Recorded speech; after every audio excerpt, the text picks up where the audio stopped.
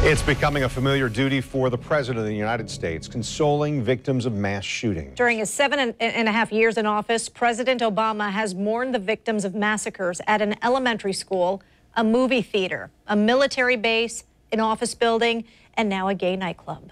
Channel 4's Vic Micolucci is in Orlando. That's where the President and Vice President met with loved ones of the victims from the nightclub terror. Vic.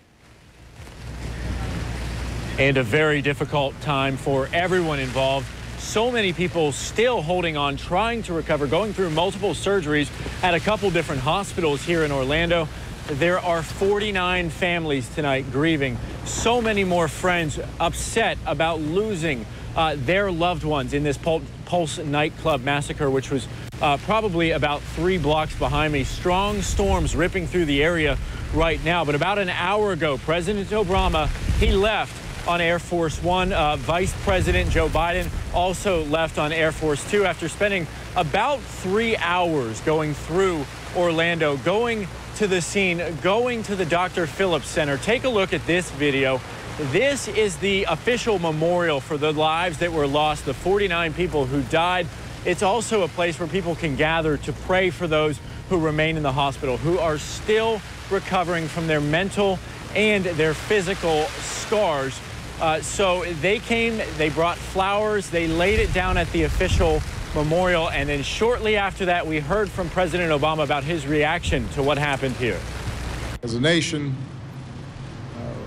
we've also been inspired by the courage of those who risked their lives and cared for others. Partners whose last moments were spent shielding each other, the mother who gave her life to save her son, the former Marine whose quick thinking saved dozens of lives. And everywhere I have gone around Orlando the past several days, I have seen people mourning. A lot of people with connections to those who lost their lives or were hurt inside the Pulse nightclub. I have also seen a lot of love and support. In fact, we caught up with missionaries from the Billy Graham Rapid Response Team who were just going around and praying with anybody who needed it. They're hurting.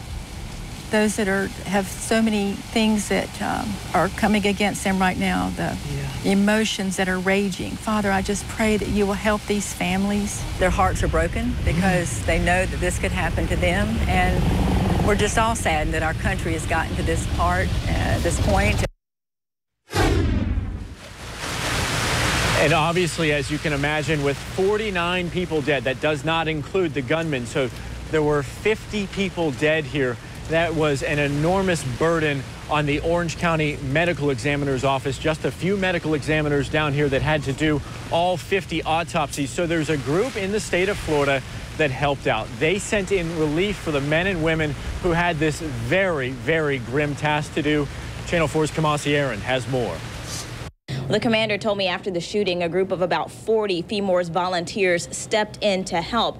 And while he said it was difficult, he said they had to put those feelings aside and focus on their work of providing support to hurting families. This was the opposite. At first, the information was possibly 12.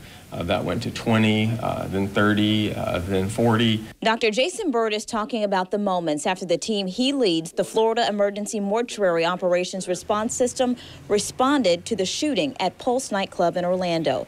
Once volunteers from across the state got to Orlando, their main assignments were to man the call center and talk with and get information from families desperate for answers. That person who the day before was a stranger was now welcomed into that family group as someone to help them through the grieving process. And when you can provide that type of support to grieving family members, that's one very critical aspect of this FEMOR's program. The next request to help staff the morgue so the team at the medical examiner's office in Orlando could go to the scene. FEMOR's members quickly worked to help identify victims. When a set of human remains comes into the morgue, a FEMOR's person is assigned to that individual.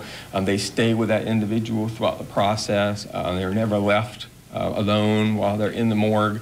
And they are watched and under secure surveillance until the funeral home of the family's desire actually comes and picks up that family member. A group always on standby to help families through one of the most difficult times in their lives. The commander told me after the shooting they had teams very similar to theirs from all across the country just reaching out, asking if there was anything they could do to help, and he says he was just overwhelmed by the national response. In Gainesville, Kumasi Aaron, Channel 4, the local station.